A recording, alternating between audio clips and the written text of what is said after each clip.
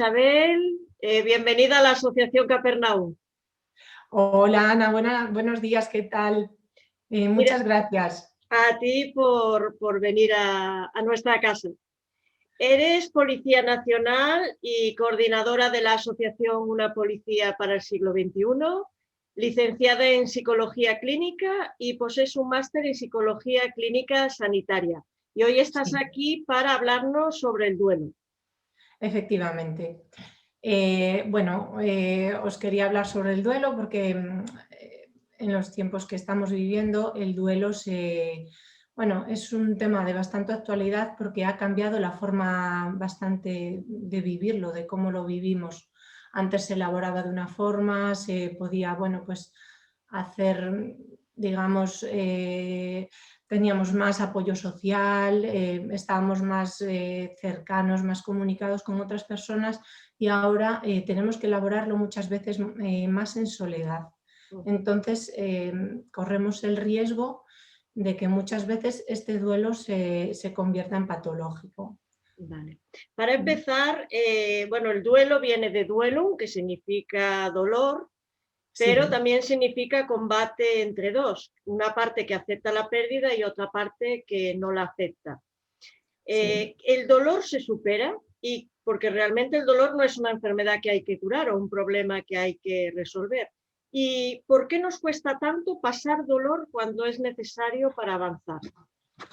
Pues mira, efectivamente, el duelo viene de la palabra duelum en latín. Significa dolor y tiene el matiz añadido ese de combate, de desafío, como en el siglo XVIII, siglo XIX, lo que decían de batirse en duelo, porque realmente es una batalla interna que se libra entre la asunción de la pérdida y el continuar viviendo con el dolor. Ante todos debemos saber, yo creo que a día de hoy ya casi todo el mundo lo sabe, que el dolor que nos provoca la pérdida de un ser querido, de un familiar, un amigo, es un dolor normal, natural. No debemos sentirlo como ajeno. Sí, y lo que dices con referencia a que el dolor no es una enfermedad, efectivamente, así es. El dolor para nada es una enfermedad. En todo caso, es la manifestación de un cambio o de una transición. En todo caso, por ejemplo, pensamos que es una herida no física, sino mental, emocional, y como cualquier herida duele y necesita un tiempo para curarse, para elaborar, y es así. Al contrario, el dolor yo creo que es necesario sentirlo, porque el dolor nos indica que algo va mal, que no está bien, que necesitamos parar, reflexionar y superarlo para poder continuar y avanzar.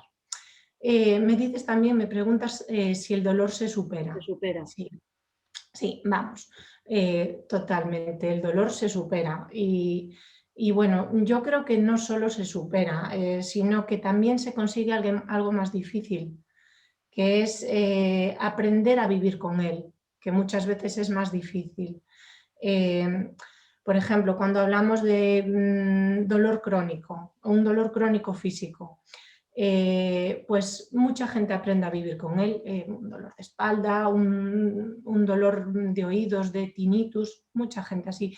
Con el dolor emocional, el dolor por un duelo, en la mayoría de las ocasiones, en el 90 o 95% de los casos se supera. Hay algunos duelos que no, que son muchísimo más difíciles, pues por la complejidad de las circunstancias, de cómo ha sucedido, el tipo de familiar que es, si ha sido un suicidio, si ha sido accidental, traumático, es a veces más difícil de elaborar, cuesta más superarlo, pero incluso en esas circunstancias más adversas se consigue superar. Por ejemplo, yo siempre leo bastante los trabajos de una psiquiatra suiza que trabajó toda su vida en cuidados paliativos y con gran experiencia en este tipo de situaciones de duelo. Sí. Y ella decía que el duelo posee un poder, es poderosísimo, nos ayuda a curarnos, es completamente curativo y nos hace más fuertes, es decir, nos vacuna para posteriores situaciones adversas que sean similares. Vale. A ver, hay muertes, por ejemplo, que son más naturales que otras, Sí, la muerte de nuestros padres si son mayores. En cambio, sí. cuando se invierte en estos casos, por ejemplo, la muerte de un hijo, que es algo inexplicable, el dolor viene mucho más dolor, y tampoco es lo mismo la muerte de una persona querida por causas naturales o porque tenga una enfermedad o porque venga un accidente. Cada duelo y dolor es diferente. ¿Y qué podemos hacer para elaborar ese duelo? Bueno, a ver, efectivamente, cada duelo, cada dolor, cada persona y cada circunstancia hacen del duelo una situación y una vivencia única. ¿Qué sentimos? ¿Qué emociones vamos transitando? ¿Por qué nos cuesta tanto pasar por ellas y sentir este dolor? Bueno, pues mira, lo primero es que el dolor es algo desagradable, sea físico, sea emocional, y la sociedad en la que vivimos tampoco nos ayuda. Es decir, vivimos en una sociedad completamente volcada en el placer, hedonista, que no tolera ni el dolor, ni la muerte, ni el envejecimiento. Todo esto parece como que no existe, ni siquiera a veces el más mínimo malestar. De hecho, no nos han preparado para afrontar la muerte. Ni el cambio, ni estos procesos todos que antes parece que se elaboraban más, que estaban más integrados en la vida cotidiana, pero que ahora se han externalizado, pues todo está medicalizado, la funeraria hace su función, es decir, estamos como más separados de estos procesos a nivel sociedad y a nivel individual también, lógicamente. Entonces, yo creo que esto también hace más difícil la asunción de un duelo.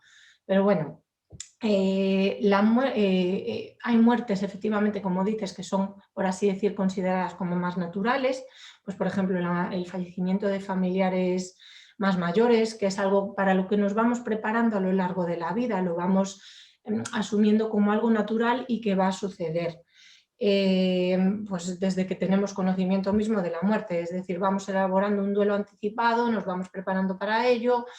En cambio, cuando es una muerte inesperada, el impacto es mucho mayor, pueden quedar secuelas, muchas veces a lo mejor, pues si se nos muere un hijo, que es una de las situaciones yo creo que más complicadas, un hijo, un suicidio, pues incluso pueden quedar secuelas de estrés postraumático.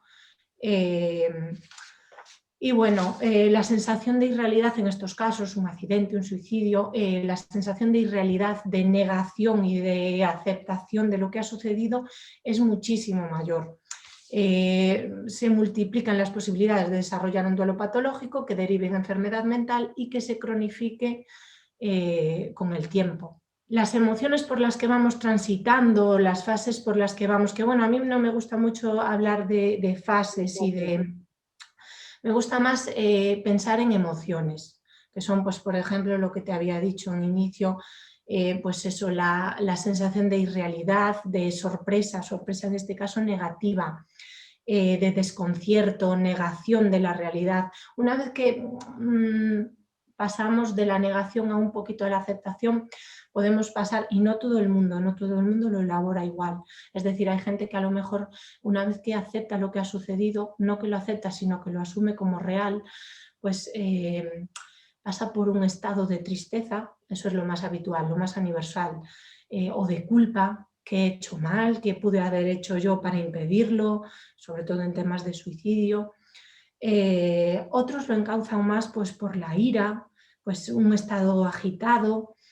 Pero bueno, una vez se va elaborando, se van asumiendo estas emociones, por así decir, pasamos a un periodo de aceptación, de continuidad, de ver que la vida sigue de otra forma y que eso es irreparable e irreversible, e incluso una vez lo tenemos superado podemos llegar a un estadio de recuerdo, de felicidad compartida con otros familiares o amigos por lo que hemos vivido, lo bueno y lo malo con ese ser querido que se nos ha ido.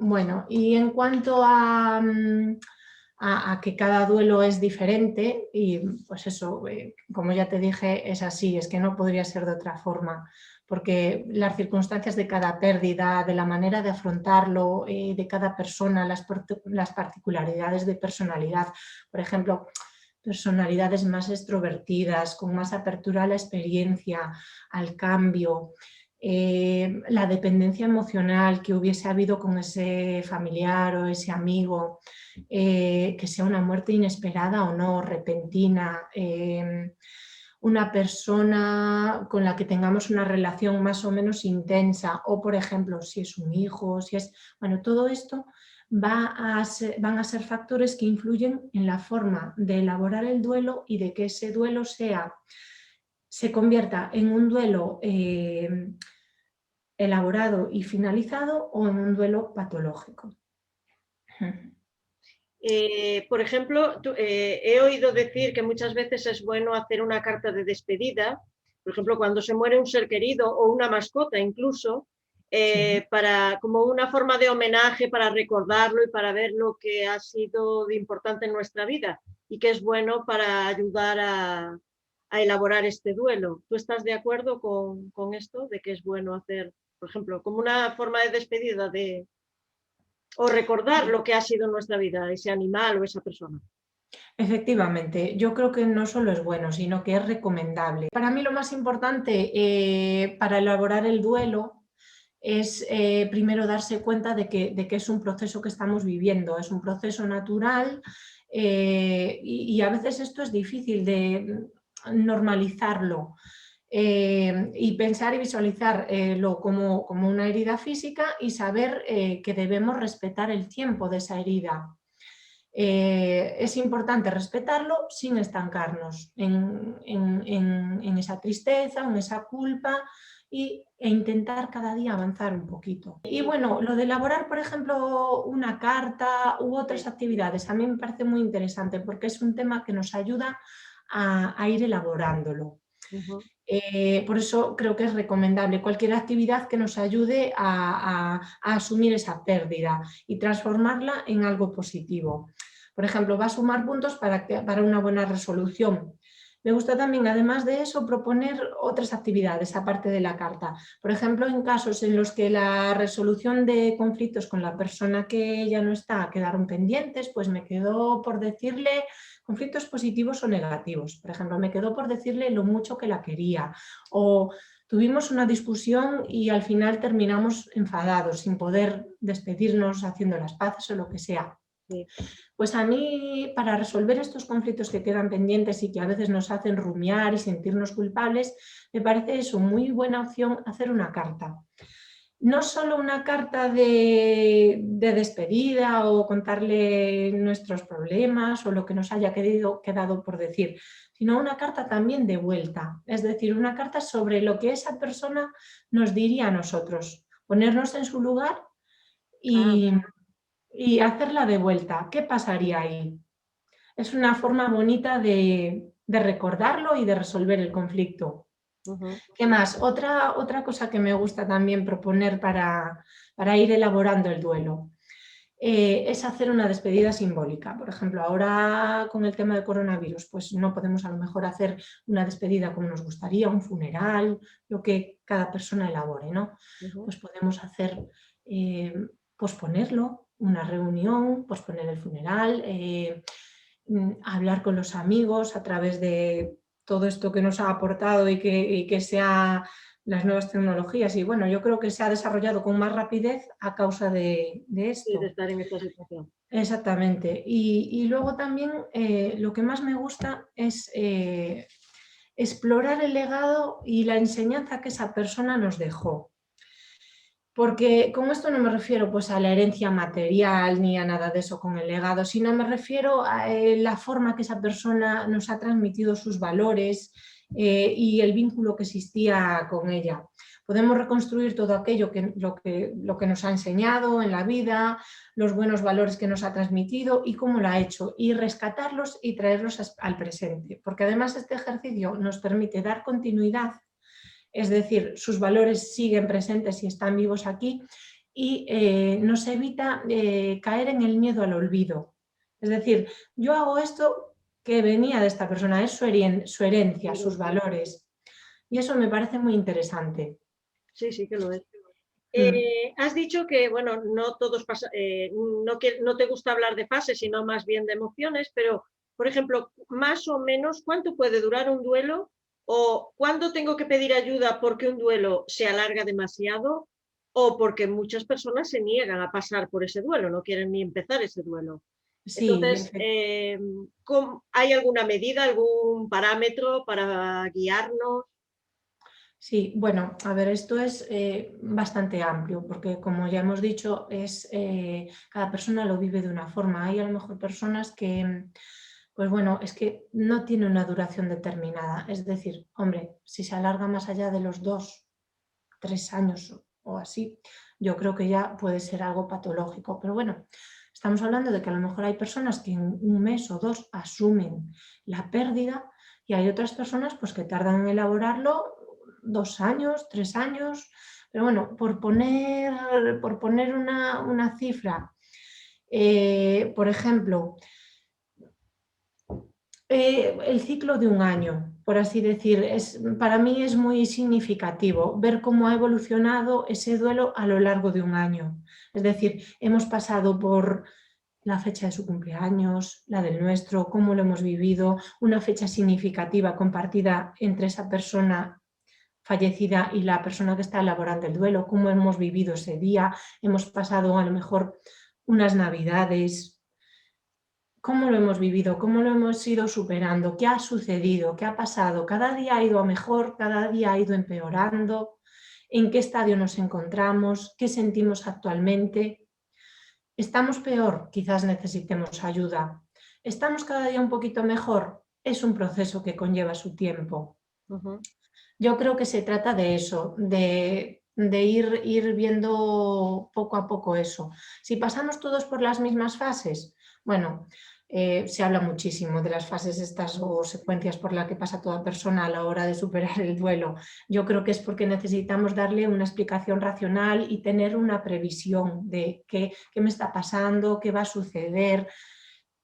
Y más que fases, para mí, ya te digo, son estadios emocionales por los que se transita, muchas veces de ida y vuelta, no siempre de forma consecutiva ni lineal. Lo que a mí ya lo habíamos hablado antes sobre las emociones que sentimos a lo largo de todo el proceso, siendo, por ejemplo, la tristeza lo más característico, lo más universal. Entonces, bueno, lo que tú me habías dicho también, cuando tenemos que pedir ayuda porque un duelo se alarga o es demasiado, nos negamos a asumir esa realidad. Pues el momento para pedir ayuda, para mí la clave es que la respuesta es muy sencilla. Siempre que nosotros notemos esa necesidad de que necesitamos ayuda. Necesitamos ayuda. Es así, si nosotros notamos que la necesitamos o hay una persona muy cercana a nosotros que nos dice, oye, pues yo creo que deberías por lo menos evaluarlo o tener una opinión externa que te valore, que te indique o que te diga que todo está bien, que es un proceso natural, al que a lo mejor es así. Sí. Y si pasan meses tras la pérdida y no avanzamos, por ejemplo, pasan unos meses y seguimos sin asumir la realidad, pues entonces sí que es un momento de pedir ayuda, porque en unos meses sí que por lo menos asumir la realidad. Sí. O, por ejemplo, si tras un periodo un poco más prolongado, de un año o más, sentimos una tristeza todavía muy profunda y que nos impide desarrollarnos y continuar con nuestra actividad habitual, también es un indicador bueno de que es recomendable pedir ayuda. Sobre todo a tiempo para prevenir desarrollar pues, un duelo patológico o que la negación se cronifique o que la enfermedad mental se desarrolle. Vale. Mm. Ahora estamos en una época muy diferente a lo que hemos vivido antes. Estamos con lo de la pandemia, de la COVID-19, y cuando estábamos en el confinamiento, en lo más duro del confinamiento, hubo mucha gente que no se pudo despedir de sus seres queridos. Un día salió por la puerta al hospital, no volvió, no pudiste ir a despedirlo, no pudiste ir a visitarlo, no se pudo ir al entierro, no se pudo ir al tanatorio, no se pudo recibir la visita de amigos o de otros familiares. ¿Y cómo se afronta el duelo en estos casos? ¿Y cómo se afronta un duelo, por ejemplo, a distancia, ahora que tenemos menos movilidad? O ya, por ejemplo, en mi caso, que yo soy gallega como tú, y mi familia toda vive en Galicia y yo estoy viviendo en Valencia. Entonces, claro, ya no es lo mismo. O amigas que tengo que son de otros países, que ellas viven en España y no han podido ir cuando muere un ser querido porque viven al otro lado del charco. Entonces no han podido. ¿Cómo se vive, cómo se afronta el duelo en estos casos, tanto en la pandemia como en la distancia? O, por ejemplo, ahora que viene una época tan difícil cuando estás en duelo como es la Navidad. Porque Efectivamente. que estamos en pandemia, que no podemos movernos y que es Navidad. Bueno, aquí tienes tres preguntas en una. Sí, es un tema muy complicado y esto es una dificultad añadida, ya un tema de por sí doloroso, espinoso y difícil muchas veces de asimilar.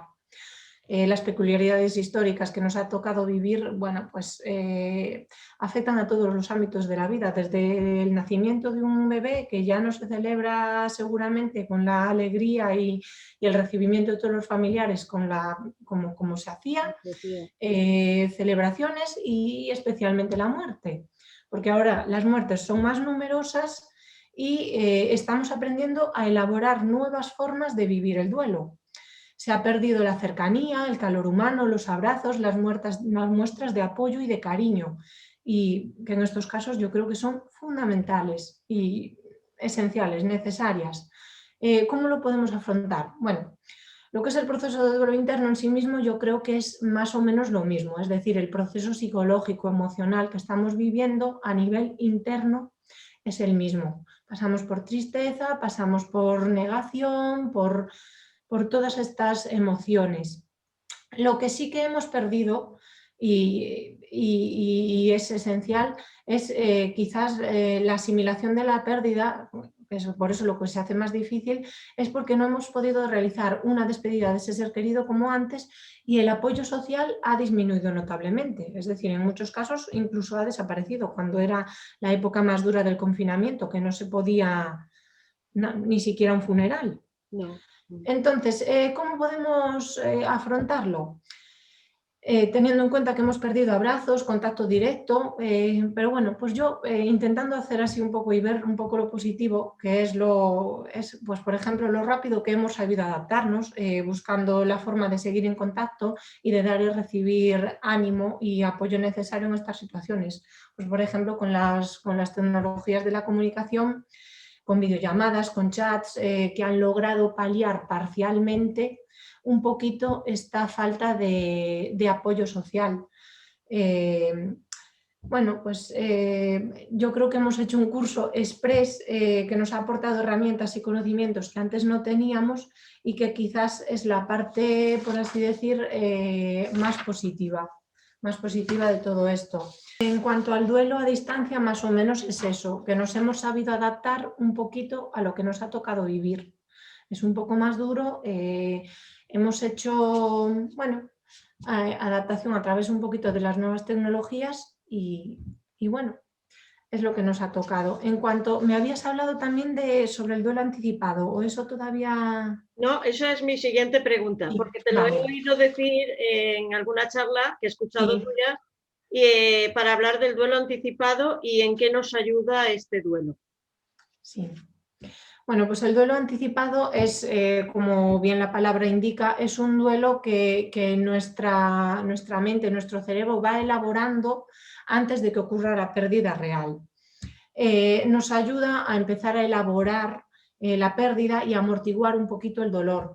Si realmente el desenlace final es la muerte del ser querido. Es un ensayo que va haciendo nuestra mente una preparación para el dolor que incluye emociones, pensamientos y conductas relacionadas con la pérdida y que debemos tomarlas como normales, incluso adaptativas y deseables, porque nos permiten avanzar y nos permiten ir anticipando un poquito eso. Aunque a lo mejor a veces el desenlace pues no sea la pérdida en sí mismo. Por ejemplo, tenemos a un familiar o un amigo ingresado por coronavirus, no podemos ir a visitarlo, tenemos la incertidumbre de si sobrevivirá o no. Pues nuestro cerebro, nuestra mente nos va preparando para un desenlace negativo. Cuando llega ese momento, lo tenemos un poquito más elaborado ya. Es lo que decíamos antes, no es lo mismo que una muerte inesperada y accidental que nos hace entrar en estado de shock. Sí. Y de esto se trata.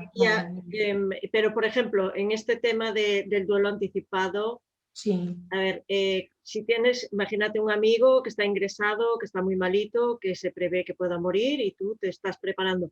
¿Pero no es un poco peligroso el anticiparnos de esa manera o ya como decir, bueno, pues Sí. ya no hay nada que hacer y no sé, no es mejor pensar en positivo, no sé, pensar en positivo?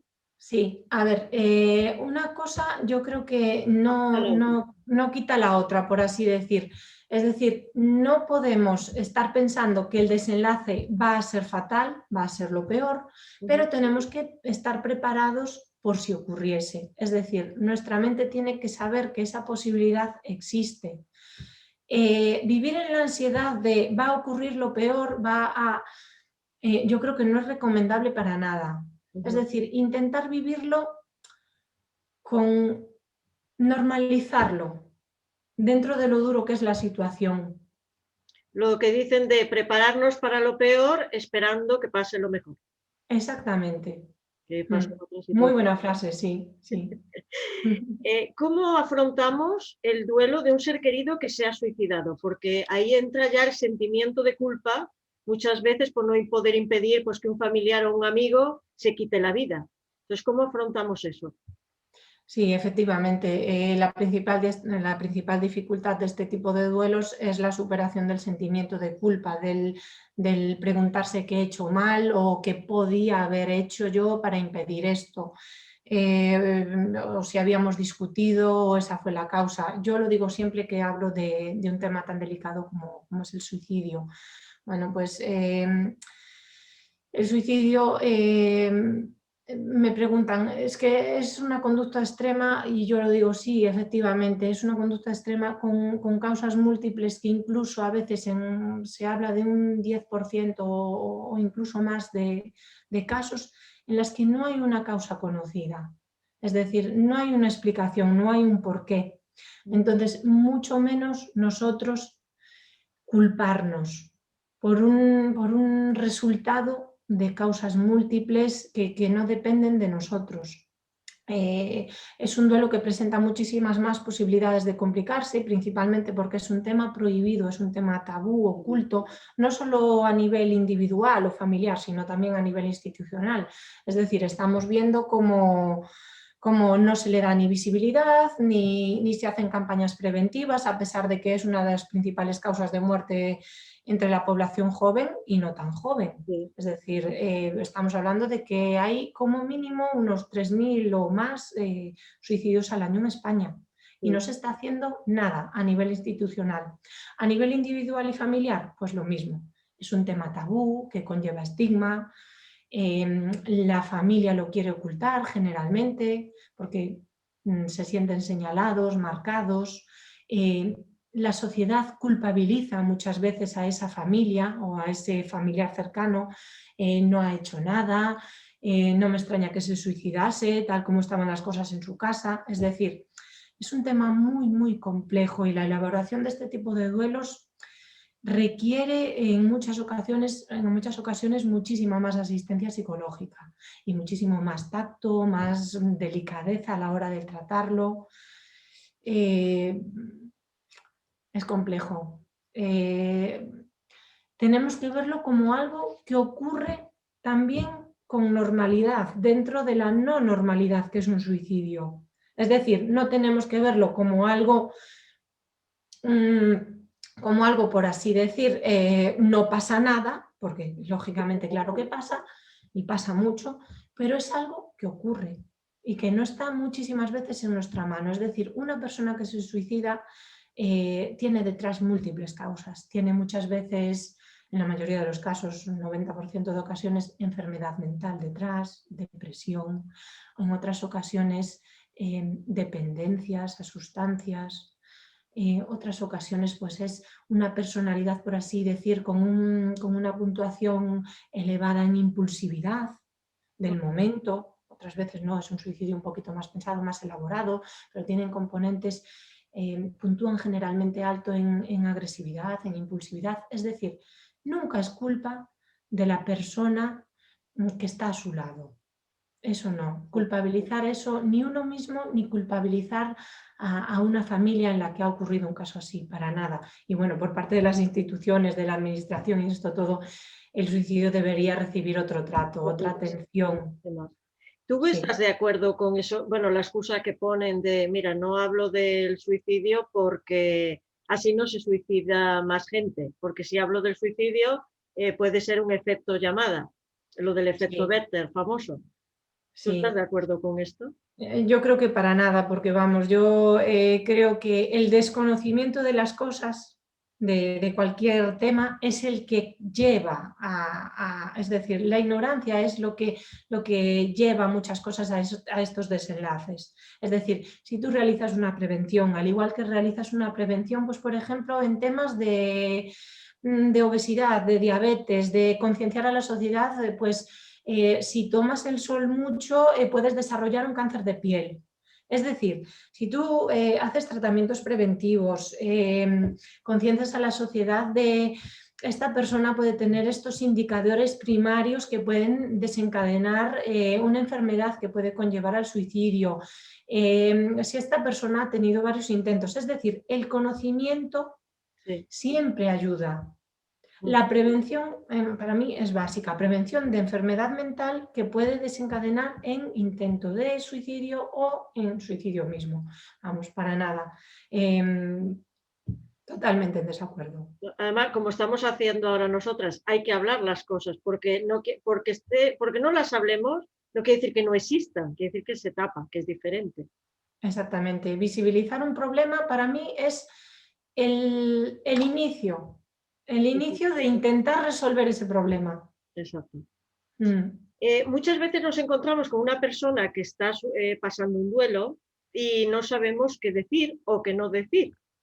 ¿Qué crees que es lo acertado cuando estamos con personas que están pasando un duelo? Porque a veces decimos, bueno, no vaya a decirle esto y vaya a hacerle más mal. Entonces, ¿qué hacemos? Sí. ¿Qué decimos y qué no decimos?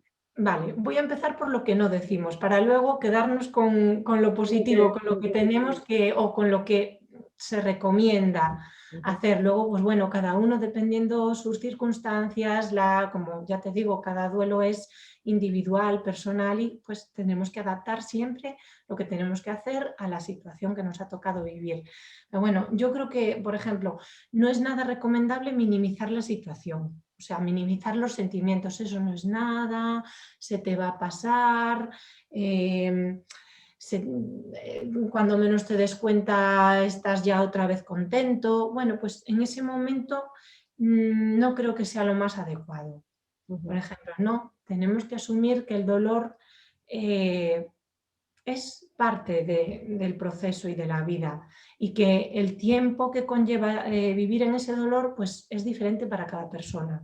Es decir, no podemos decirle a una persona, es que ya llevas así 10 meses y no hay forma de... Pues a lo mejor como choque, pues no lo sé, dependerá de la sensibilidad de cada persona. A lo mejor a una persona se lo puedes decir para que salga de ese letargo y a otras personas pues sabes que eso no va a ser ni útil ni eficaz y que los va a hacer sentir peor. Lo que sí que siempre es positivo. Hacerle sentir, y súper beneficioso, es decir, hacerle sentir nuestro afecto compartido, lo que tanto se habla ahora de empatía. Tú estás sintiendo dolor y yo noto ese dolor y lo comparto contigo. Y luego también, pues por ejemplo, en los primeros momentos, que hay mucha gente que, claro, está pasando esa sensación de irrealidad en los primeros momentos cuando sucede el fallecimiento, ¿no? Pues ayudarle con los trámites, con cosas básicas del día a día. Oye, te llevo una comida, te ayudo, ¿qué te hace falta? Lo esencial es que note nuestro apoyo, que note que estamos ahí para lo que le haga falta. Vale, sí, porque yo en los casos de lo que no sé decir, yo he llegado hasta escuchar, bueno, lo que decías de ya llevas 10 meses, pero encima añadir, es que nadie quiere a las personas que están siempre tristes y el que está siempre triste. Yo he oído esas cosas, sí que las he oído decir en momentos a personas y eso es complicado, porque uno está pasando un momento difícil. Claro, sí, pues yo creo que esa idea de es que nadie quiere a las personas tristes, nadie quiere, enlaza muchísimo con lo que había comentado antes de la sociedad en la que estamos inmersos, el momento que nos ha tocado vivir, una sociedad completamente hedonista que no tolera ni el dolor, ni la muerte, ni cualquier otro contratiempo que no sea que no sea todo perfecto, vamos, para nada hay que asumir que hay momentos de dolor y hay momentos de disfrute y forma todo parte de la vida. Exacto. No, y Mm. además, no sé si estás tú de acuerdo, por ejemplo, cuando muere alguien, tú ahí sí que estás apoyada, por ejemplo, en el tanatorio, después en el entierro, después los primeros días, pero de repente después como que todo el mundo tiene su vida, desaparece y tú te ves ahí solo, sola, inmerso en esa tristeza. Entonces, yo siempre digo, hay que ir repartiendo para que esa persona se sienta acompañada, porque en el primer momento del shock a lo mejor no necesitas tanta gente, pero cuando tú empiezas el día a día, que dices, mira, llevo una semana, llevo un mes, llevo 2, y a lo mejor estás mucho peor que en ese momento de shock, porque estás viviendo el día a día sin esa persona. Sí, efectivamente. Es decir, al principio tenemos mucho apoyo, mucho reconocimiento, mucha ayuda y luego esa ayuda va paulatinamente y a veces cae en picado completamente. Se trata de eso. Pero yo creo que también se trata de tener conocimiento de que el duelo es un proceso propio, interno. Es decir, podemos recibir ayuda exterior, pero realmente quien tiene que elaborarlo y vivirlo somos nosotros mismos, somos nosotros quien nos vamos a encontrar con ese dolor, vamos a llegar a casa y esa persona no va a estar. Es decir, necesitamos ayuda, necesitamos apoyo social, pero la elaboración es propia, es interna. Tenemos que, aunque sea duro, convivir con ello, aprender a convivir. ¿Y cuál es la diferencia? Porque muchas veces se habla de duelo y de luto y se entremezclan estas dos palabras, pero ¿cuál es la diferencia entre duelo y luto? Bueno, pues yo creo que la diferencia fundamental es que el duelo es un proceso interno, emocional, psicológico, y el luto es la exteriorización de ese proceso de dolor y de duelo. Es decir, yo lo considero así. El duelo yo creo que es universal en el sentido de que todas las personas sienten en algún momento dado de su vida esa pérdida, sea pérdida, el duelo no es solo la pérdida por la muerte de un ser querido, es decir, el duelo es el sentimiento de dolor por cualquier pérdida, por un divorcio, por una pérdida económica, laboral, es un dolor el duelo, como decíamos al principio de todo. Y bueno, el duelo en este contexto es universal, en todas las culturas se da. El luto generalmente también, pero es la manifestación externa, es más social. Es decir, podemos estar con un duelo tremendo interior y no manifestarlo externamente.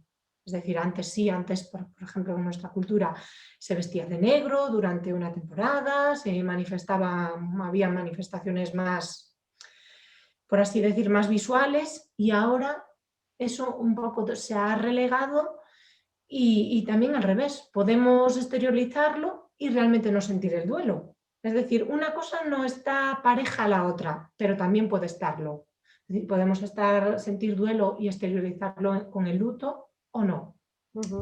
El duelo es un proceso involuntario, es decir, nosotros sentimos esa emoción, ese dolor, esa pérdida y no podemos controlarla muchas veces. Escapa a nuestro control voluntario. El luto es algo que controlamos, que nosotros exteriorizamos y visualizamos hacia otra gente. Y además el duelo es prácticamente universal en todas las culturas y el luto es algo diferente. Diferente en cada parte del mundo. Es decir, en España se viste de negro para manifestar luto, en otros lugares no sé exactamente ahora dónde, pero tengo conocimiento que en otras partes del mundo, por ejemplo, el luto se manifiesta con el color blanco. Sí, O sea, es diferente. En cambio, el duelo es más universal, tiene unos patrones más comunes. Vale. Hay mucha gente que le tiene miedo a la muerte y porque no ve que a veces lo importante no es cuándo te vas a morir, sino cómo vas a vivir el tiempo que tenemos hasta el día que nos vamos a morir.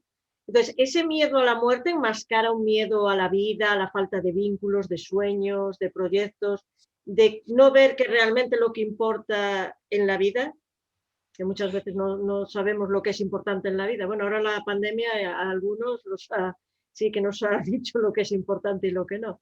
Entonces, Sí, sí. La pandemia pues ha cambiado en muchas ocasiones las prioridades sí. y nos ha hecho ver una realidad que a veces teníamos olvidada. Pero bueno, yo tengo un concepto de el miedo a la muerte. Yo creo que se trata pues de un miedo. Me gusta la pregunta porque es interesante, porque además me gusta porque enlaza filosofía con psicología.